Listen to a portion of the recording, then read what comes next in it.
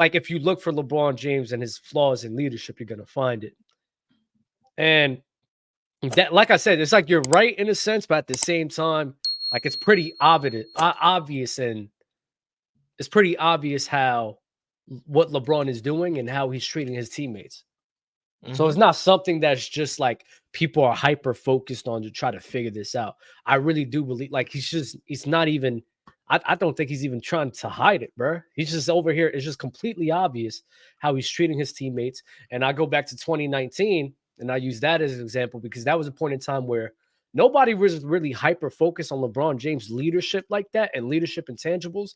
But he was so obvious with his lack of care on defense, his body language towards teammates when he makes mistakes, and just the whole attitude that he had towards the team, right?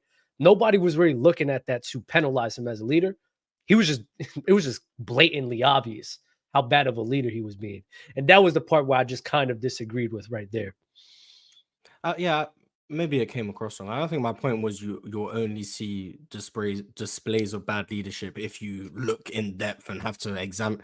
My point was you're going to see more if you're actively looking for it. Now he's obviously had displays of bad leadership. What was it? Was it 2018 when he blatantly In the just said beginning, the team just isn't good, we're Yep. top heavy or whatever he said? Yep. That's cleared like bad leadership. Or there's been other instances that I probably can't think of off the top of my head.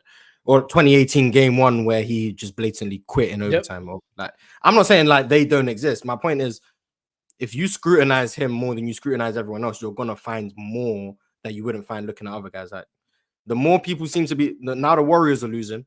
Now people are seeing Steph Curry's emotions all over the place. You're seeing Steph Curry on the bench be angry. You're seeing him hit chairs. You're seeing him rip his jersey. I mean, yeah, if you start focusing on him more, you're gonna find more things. That's all it was. But LeBron has still obviously showed bad leadership just blatantly without anyone having to search for it. So that's why I said I don't have an opinion on him as a leader. I said I wouldn't want to play for him. Personally, And I wouldn't want to be on a team with him. But I was talking to Jalen in the chat, and he actually said something very good. I think people need to understand something as well. And this is looking at Duke Baylock's chat right here. LeBron is still a good leader. Like nobody's questioning that. But no, even great leaders have moments when they're not good. Like they have moments there's where no they're such thing as a dropping the ball. perfect leader. No one's perfect. Exactly. Kobe has that. MJ has that. Magic. Everybody in history, like you're gonna have moments where, you're not really displaying the best leadership role, right? Should we really hyper focus on it like to LeBron James when we don't really do that with anybody else? I don't think that's fair, And even though I disagree with some of the ways that he handled things, like in early 2018, you talked about game 1, 2019, and even this year, and how he was handling Russell Westbrook. I don't like what he was doing with that. But at the same time, I'm not going to sit here and be like, he's not a great leader. I think he's still a really good leader. Yeah, some people will call him a 3 out of 10. But when Kobe, and you brought this up, and to be fair, when Kobe's quitting a whole game, he did that not once, not twice. He did like 3 or 4 times. Like that's a display of terrible leadership. But he's still a great leader. But that is, they all have their own types of flaws. And even punching your own teammate with Michael Jordan, that's insane too. Not going to hold you. That's wild. So everybody has moments of displaying bad leadership. I don't see why LeBron's is just so hyper-focused, especially like in my head, Marz, I'm not going to lie.